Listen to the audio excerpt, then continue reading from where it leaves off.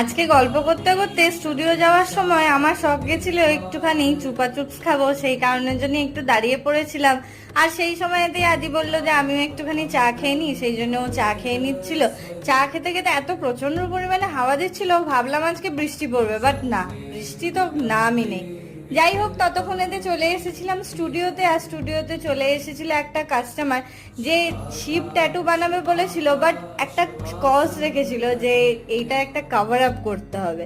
Cover up একটা আগে একটা মিস্টেক ছিল, যেটা আপনারা দেখতে পাচ্ছেন, সেটার ওপরেই পুরো বলেছিল যে এই কভার আপটাতে যেন কোনো রকম কোনো কিছু দেখা না যায়। আর এটা ছিল ফাইনাল লুক, তোমরাই দেখে নাও যে কেমন হয়েছে, কমেন্ট করে জানিও। সময়তে একটা দাদার দোকানে ঢুকেছিলাম, যেখান থেকে আমি অনেকগুলো চকলেট নিয়ে এসেছি। এই দেখো, এই সেই চকলেট। আর আমাকে আসার সময় গোটোটাও নিয়ে নিতে বলেছে, আর একটা পাঁচ নিয়েছিলাম। তাহলে সবাইকে দেখা হচ্ছে আমার নেক্সট ব্লগে। Bye bye.